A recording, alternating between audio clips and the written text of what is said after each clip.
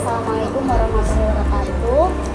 Di sini saya dari kelompok akupresur akan sudah tiba di rumah terapi Jalan Palangtritis KM 9,5. Dan di sini saya bertemu dengan Bapak Arif selaku pemilik rumah terapi ini. Ya Bapak, akan saya menanyakan sejak kapan tempat ini berdiri ya Pak ya? Ya, rumah terapi ini berdiri sejak tahun 2012, jadi 4 tahun yang lalu. Sudah sejak tahun 2012 tempat ini berdiri ya Pak ya, sehingga sudah 4 tahun ya. Itu dari proses awal itu di waktu pertama kali modal yang dibutuhkan itu berapa ya Pak ya? Ya, untuk modal karena saya di sini nyewa tempat, jadi mungkin agak lumayan juga, jadi kebutuhan untuk kayak kontrak ruko dan perlengkapan yang lainnya, mungkin seperti bed, seperti meja dan tempat masak itu ya bisa kira-kira 15-20 juta. Ya, untuk modal awal ini karena menyediakan banyak peralatan ya Pak ya, sehingga untuk biayanya hingga sampai 20 juta seperti itu. Terus untuk usaha ini apakah milik pribadi atau keluarga atau kelompok ya Pak ya? Ini milik pribadi, jadi perorangan. Perorangan ya Pak ya. Baik, berapa jumlah pasien dalam 1 bulan Pak? Berkisar minimal dan maksimalnya? Dalam 1 bulan rata-rata itu 180 sampai 200 pasien, ya mungkin maksimal kadang 200 lebih sedikit, kadang 200, tapi rata-rata hampir 180 sampai 200 per bulannya itu. Oh, banyak sekali ya. Ternyata pasien di sini 1 bulan itu hingga sampai 200 pasien seperti itu. Terus untuk selanjutnya, berapa kalau jumlah tenaga kerja yang ada di sini Pak? Di sini kami dulu ada 7, karena yang ini sekarang tinggal 4, yang 3 kemarin udah yang keluar, jadi ya kalau SDM-nya kadang kan ada masuk, ada yang keluar, jadi saat ini ada sekitar 4 orang. Sampai 3-4 orang ya. Terus gini Pak, di rumah terapi ini kan nggak cuman akupresur ya Pak ya, ada akupuntur, ada dan lain sebagainya. Itu apakah satu karyawan itu memegang satu keterampilan seperti akupresur atau boleh 2, boleh 3 atau bagaimana Pak? Ya, jadi untuk terapisnya itu memang nanti ada spesialis sendiri. Jadi ada yang dia memang akupresur, dia memang masas, ada yang akupuntur, jadi ya semuanya bisa, tapi nanti dia ada ahlinya sendiri, jadi yang menguasai, nanti yang lain nanti dia bantu untuk masasnya dan lainnya. Tapi untuk yang khusus yang kayak akupuntur, akupuntur nanti ada sendiri, jadi ada praktis sendiri. Ada spesialisnya sendiri. Ada sendiri. Oke. Terus tiap orang itu berapa lama sih Pak terapi yang diperlukan, berapa menit? kalau terapinya itu nanti tergantung kasus. Jadi kasus itu nanti kan ada, ini ada yang misalnya ada yang cedera, misalnya ada yang cedera, mungkin dia cederanya udah lama, mungkin cederanya udah apa ya, udah kronis, mungkin bisa 45 sampai 1 jam. Tapi nanti kasusnya yang ringan mungkin sifatnya itu akut, mungkin bisa cuma 15 menit, 20 menit atau 30 menit. Jadi nggak apa ya. Jadi beda-beda. Jadi sesuai dengan kasus yang ditangani, yang dialami pasiennya. Oh ya. Jadi penanganan di sini berapa menit itu tidak tergantung pada patokannya, tapi tergantung pada kasus yang dialami oleh pasien seperti itu. Terus Bapak, kalau untuk orang yang kesini itu ada kendala nggak sih Pak?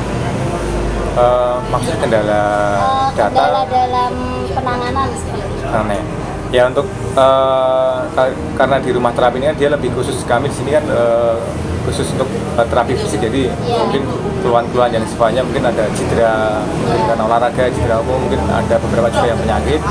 Jadi kendala-kendala itu mungkin nanti kalau kasus-kasusnya mungkin yang sifatnya agak berat dan mungkin tidak bisa ditangani secara secara terapis, secara di tempat kami, ya tetap kami nanti akan merekomendasikan ke rumah sakit atau yang lebih bisa penanganan kasus nanti yang bisa ditangani di tempat kami. Jadi nanti tidak semuanya bisa ditangani di tempat kami. Jadi nanti bisa dirujuk ke tempat yang mungkin kalau kasusnya mungkin yang lebih dia ada fraktur patah tulang, mungkin kita rujuk ke rumah sakit kan. Seperti itu. Terus nih Pak, kan kalau di sini tuh rumah terapi di Jalan Parangtritis KM 9,5 ya Pak ya. Itu bagaimana Bapak berserta kawan-kawan itu mempromosikan usaha ini Pak? Lewat media radio atau lewat leaflet atau seperti apa Pak? Kalau untuk promosinya kami di sini juga ada punya website, jadi ke online kami ada website klinik ini ada, jadi lewat online, lewat media-media online, Facebook, ada Twitter, ada web, ada blog dan lain-lain. Tapi juga yang paling banyak itu mungkin kita promosinya itu mungkin dari pasien sendiri, jadi mouth to mouth, itu yang paling efektif untuk promosinya. Jadi karena testimoni yang paling efektif kan kalau dari mulut itu karena pasien sudah pernah ditangani di tempat kami, dia sembuh, dia berhasil, nyaman, dan dia akan ngomong ke orang lain. Gitu. Tapi juga ada juga yang kita online lewat media website, namanya juga ada, dari situ kita informasi yang kita promosikan lewat online, lewat web. Jadi rumah terapi di sini juga sudah memiliki web untuk media promosi, namun juga ada media yang lebih efektif, yaitu jadi apabila satu pasien datang itu bisa membicarakan kalau saya sudah bisa sembuh loh di rumah terapi Jalan Parangtritis 9,5 seperti itu ya Pak ya. Terus untuk sekian kalinya selama 4 tahun ya Pak ya, Bapak bekerja, itu ada nggak sih Pak kesan, maksudnya hal yang mengesankan seperti itu Pak? Ya, karena pertama niat kami di sini kan namanya terapi kan kita memberi memberi pertolongan lain. Jadi niat untuk kita untuk beribadah. Jadi salah satu kita bekerja kan yang paling utama itu kan niat ibadah. Jadi menolong orang lain termasuk kita beribadah untuk memberi pertolongan. Insya Allah itu yang kesan yang yang sangat berharga dari kami, itu bisa menyembuhkan, tapi bisa membantu orang lain dia sembuh dari cedera. Itu kami sangat sekali. Jadi ada pasien-pasien yang sudah bisa kita tangani dengan baik, mereka bisa aktivitas lagi, itu suatu kesan yang istimewa bagi kami, dan itu kita sangat puas. Jadi bisa membantu orang lain, dan tadi nilai-nilai yang kita terapkan pada teman-teman di sini itu tadi. Jadi kunci pertama kita di sini, pertama kita bekerja itu tadi ibadah. Jadi ibadah itu kan kita hanya pada Allah. Itu tujuan. Jadi kesan yang tujuan di sini kita memberi terapi pada pasien. Berarti sangat istimewa sekali ya bekerja di sini. Memang diniatkan untuk beribadah seperti itu ya Pak ya. Bapak mungkin cukup sekian yang bisa saya tanyakan. Mungkin nanti kurang lebihnya kami mohon maaf Bapak. Ya, terima kasih. Ya, sama-sama.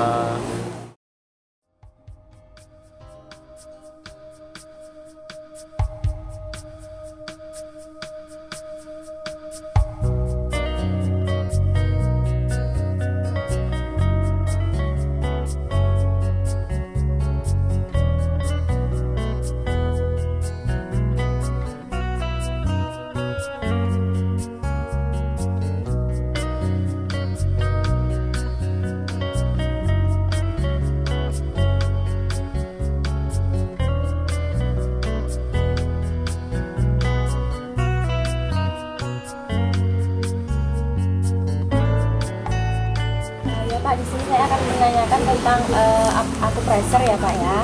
Akupressure itu apa ya Pak? Ini ya Mbak ya, untuk pemahaman tentang akupressure itu kita berpijak pada buku ini, pedoman praktis akupressure. Ini diterbitkan oleh Departemen Kesehatan RI. Ini yang cetakan ke berapa ini? Di sini dijelaskan juga tentang apa itu akupressure, ya. Di sini dijelaskan akupressure itu adalah pemijatan yang dilakukan pada titik tertentu di permukaan tubuh sesuai dengan titik-titik akupunktur. Tujuannya adalah pemijatan ini untuk mengembalikan keseimbangan energi tubuh lah, memberikan rangsangan agar aliran energi kehidupan dapat mengalir dengan lancar. Oh, jadi akupressure ini melalui pemijatan di titik-titik tertentu gitu ya Pak ya? Sesuai dengan titik akupunktur sekarang kan. Oh gitu. Kemudian manfaat dari akupressure sendiri apa ya Pak? Dalam buku ini dijelaskan manfaat akupressure adalah satu, meningkatkan daya tahan tubuh, kekuatan tubuh. Yang kedua, mencegah penyakit tertentu. Yang ketiga, mengatasi keluhan dan penyakit ringan. Yang keempat itu memulihkan kondisi tubuh. Oh itu. Iya. Jadi untuk pasien yang boleh di akupressure itu pasien yang dengan apa aja ya Pak ya? Kalau kita bicara tentang pasien, semua pasien boleh dipijat ya.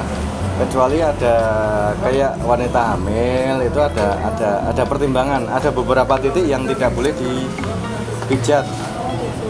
Jadi untuk ibu hamil itu ada titik-titik yang tidak boleh dipijat seperti itu Pak? Iya, ini ada 4 ya. Zin kaki, ran, di bawah pusar itu 4 jari di bawah pusar itu nggak boleh dipijat. Terus usus besar 4 itu berada di letaknya di sini. Nah, di sini. Ini juga tidak boleh. Oh, jadi kalau ibu hamil di sini tidak boleh? Tidak boleh. Itu akan mempengaruhi kondisi perutnya. Jadi akupressure ini boleh dilakukan kepada siapapun kecuali ibu hamil dengan ini kayak Pak ya, misalnya kayak yang di sini, kemudian di perut gitu. Iya.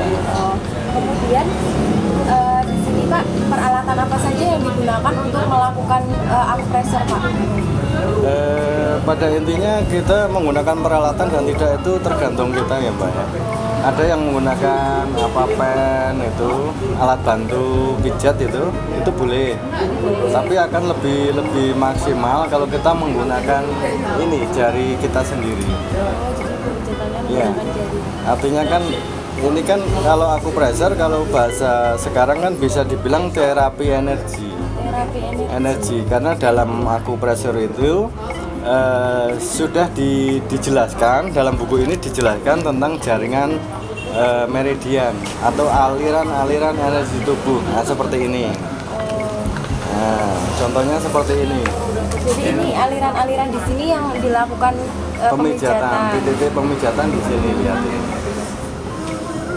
Kemudian ya kan di sini ya Pak ya. Nah itu menggunakan apa sih Pak? Jempol ataupun menggunakan, maksudnya kita memijatnya itu? Ujung-ujung jari. Oh, menggunakan ujung. Ya kalau kita bicara teknik pemijatan di sini juga ada Mbak. Nanti silakan tak kasih bukunya satu untuk pengenalan lebih dalam, bisa dibaca. Teknik pemijatan itu bisa ini. contoh gambarnya ada ini teknik pemijatannya. Nah, ini ada ditekan dengan ibu jari boleh. Nah, dengan ini pangkal telapak tangan juga boleh. Banyak ya. Pada intinya menekan, mengurut, ya toh. Banyak. Oh gitu. Itu teknik-tekniknya. Teknik-teknik pemijatannya ada di sini ya. Begitu saja Pak, untuk kelanjutannya nanti kita melakukan praktek ini ya Pak ya, melakukan praktek akupresernya begitu ya? Iya boleh.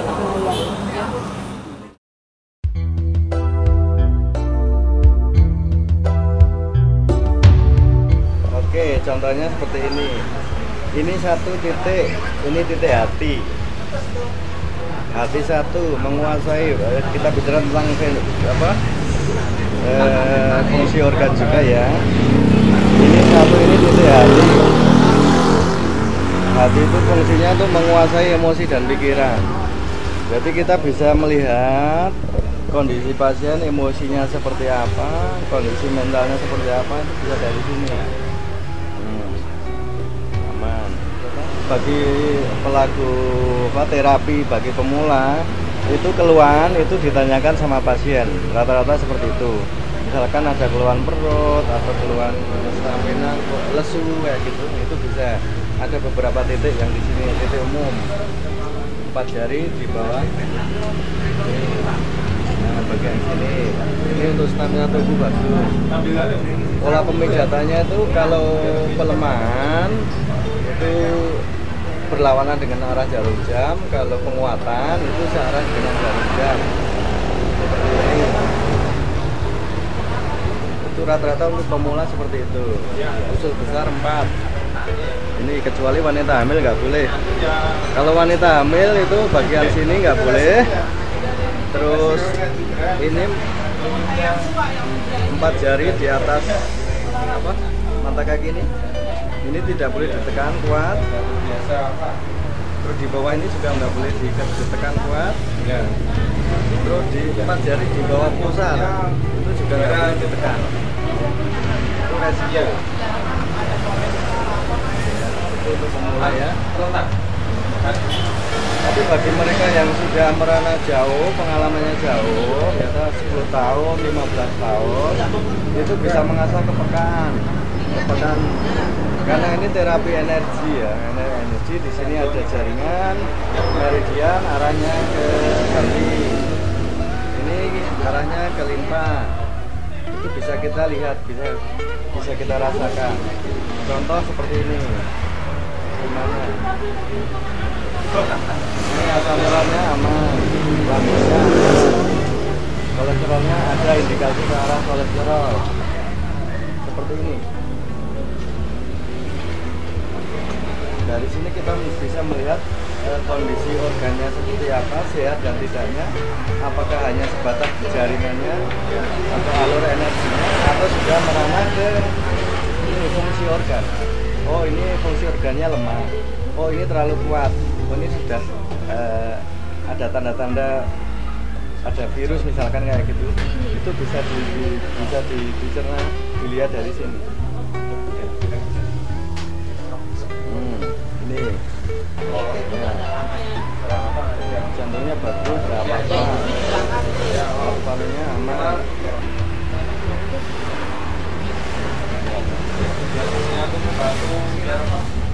Fungsi ginjal kanan kiri bagus. Iya ini. Tapi ini gula darahnya stabil. Ini kurang minum. Air putihnya ditambahi karena air membantu sirkulasi darah bagus, metabolisme juga bagus. Langsung tidur langsung di Kalau pemula di sini sama nggak biasanya? Kalau misalnya baru coba terus habis itu biasanya? Ya. Nanti bisa untuk perbandingan apa di dalam buku pedoman itu juga ada kasus-kasus yang bisa menggunakan teknik-teknik akupresur itu ada, bisa untuk perbandingan baca-baca bisa. secara umum ini sih organnya masih bagus. Ya, kalau sudah mengasah kepekaan, artinya kan mengasah kepekaan dari pemula. Saya dulu kalau mencet kan misalkan sakitnya apa kan gitu. Oh titik migrenya kalau sudah kelihatan sudah misalnya baru atau belum, apakah migrenya cuma di sini akan seperti itu. Di dalam teori akupresur ada juga teori penyebab penyakit. Jadi di situ kita dikenalkan apa-apa saja yang mempengaruhi kondisi tubuh kita itu ya stabil ya. Dari penyebab penyakit itu ada 4. Dari penyebab penyakit termasuk salah satunya emosi ya. Emosi itu juga akan mempengaruhi. Pasti emosi marah, dorong, itu semuanya saling berkaitan. Jadi berkaitan ke organ ya, lambung, hati, di dalam teori pergerakan 5 unsur juga ada, Mas.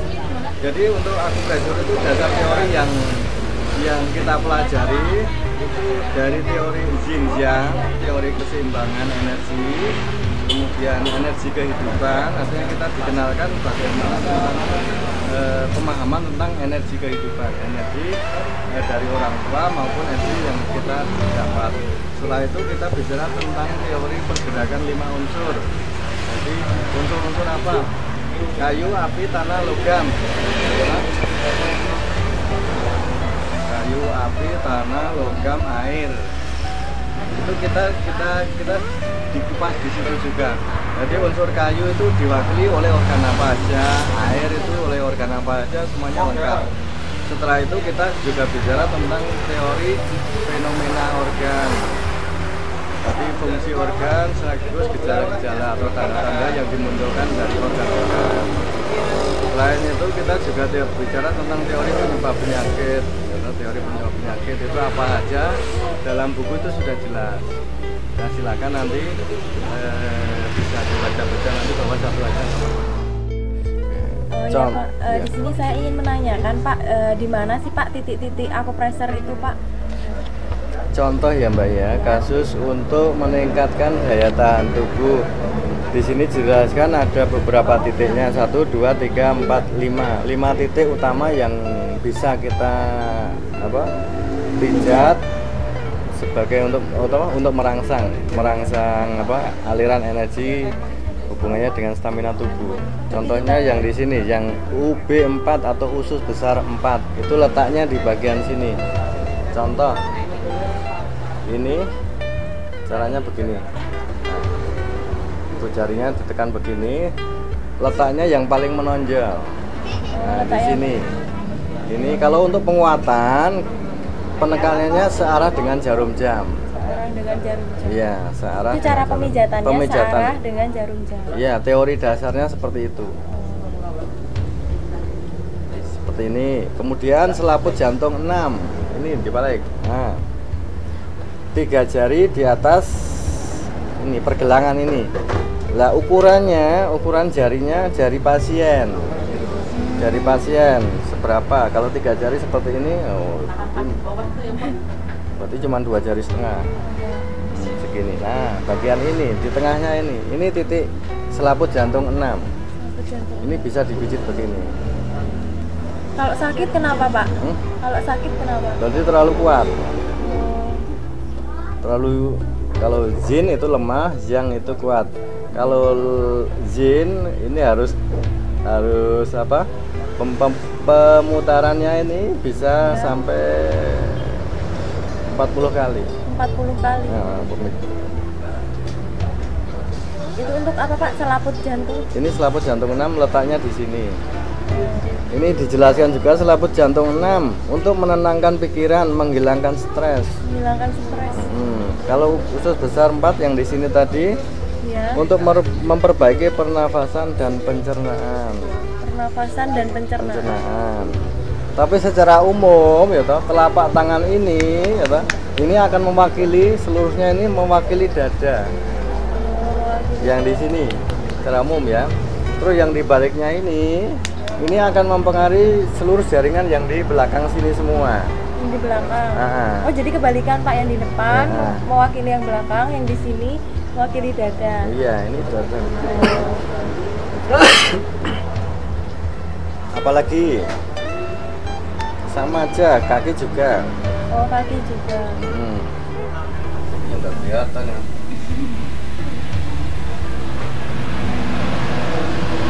Ini 4 jari.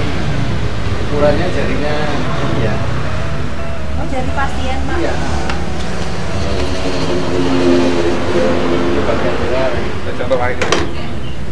Ini bagian sini. Ini lambung 36. Yang jarak ini dari tangan pasien ya, Pak? Iya. Ini 1,5 jun, ini 3 jun, ini 1 jun, yang ini 1 jun.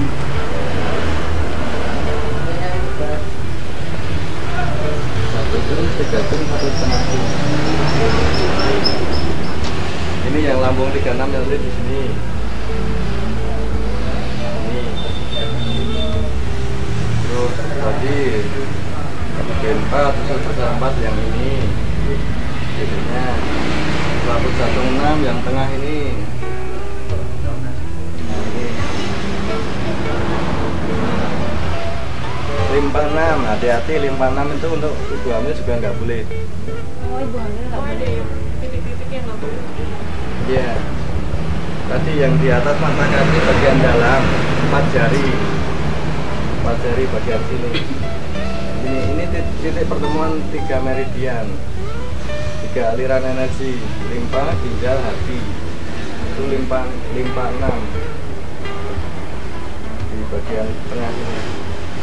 Jadi untuk wanita hamil itu 1 tadi ya, limpa Yang boleh. yang tidak Oh, yang nggak boleh.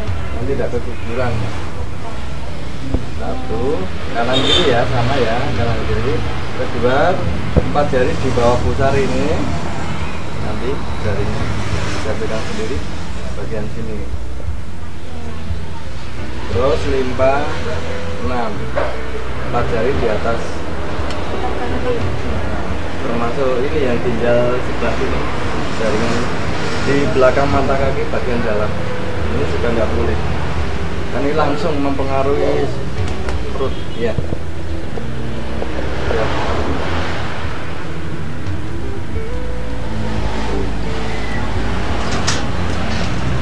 Apalagi apa? Sakit punggung, pinggang, ya ini jaringannya sampai seperti ini, kita mendetailnya seperti ini. Untuk menguasai ini tidak cukup sebulan, 2 bulan, setahun, bisa 2 tahun, minimal 2 tahun untuk saya ya, menguasai. Kalau teorinya mungkin 3 bulan itu sudah bisa ya, tapi prakteknya sekaligus sampai apa, tanah ke hati itu kita butuh waktu lama, bisa 2 tahun juga. Saya minimal 2 tahun baru bisa membedakan antara teori sekaligus praktek dengan pasien. Ini jaringan meridian yang ini jalur-jalur ini namanya meridian atau jalur energi. Titik tekannya ini di belikat. Misalkan nyeri bahu kanan atau bahu kiri ya, tetap kita akan menganalisisnya. Oh, ini cuma di jaringannya atau ada sesuatu yang lain. Tapi rata-rata itu cuma di jaringannya.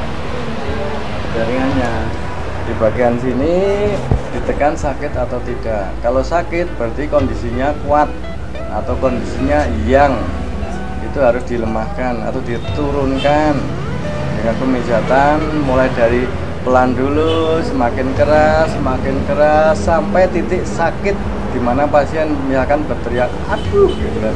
Nah, itu harus kita kurangi.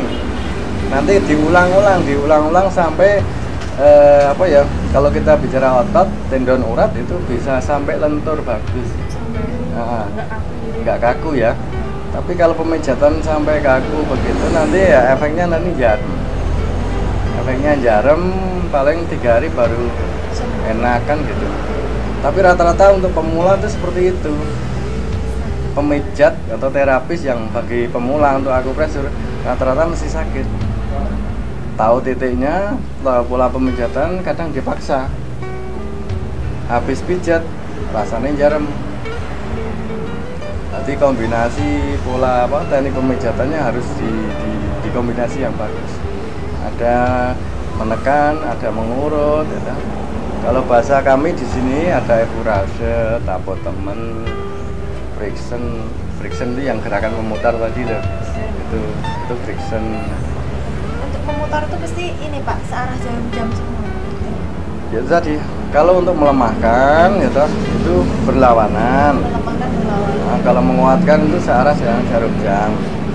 Itu teori dasarnya seperti itu. Silakan. Mau tanya boleh semua. Kalau misalkan lutut Pak yang sering sakit gitu, kayak orang tua, kalau misalkan kadang habis jatuh gitu. Kalau habis jatuh nanti maksudnya ke ranah cedera. Cedera. Memang aku pressure itu memang ada titik-titik yang bisa membantu ya di bagian sini. Ini sudah kena ya. Udah belum lagi? Terus ini juga ini udah kena. Ini udah kena ini titiknya.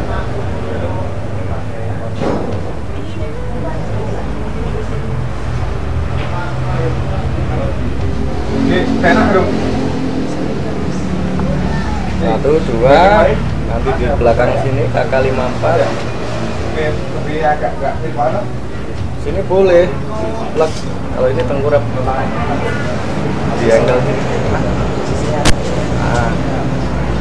ini bawah sini, ini sudah satu titik ini. Nanti begini ini sudah satu titik juga.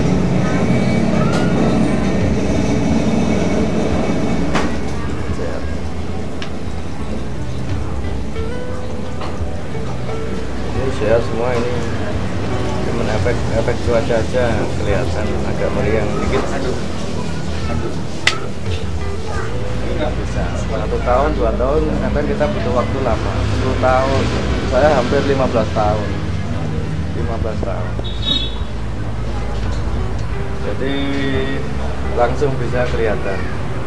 Ini bukan klinik ya, kadang tanpa disadari kita lihat dari jaringan-jaringan saraf atau meridian dari kaki. Kalau saya kepekaan itu dari kaki, dan kita bisa melihat fungsi organnya masih stabil atau tidak, masih seimbang bagus atau tidak, energinya ya itu bisa dirasakan.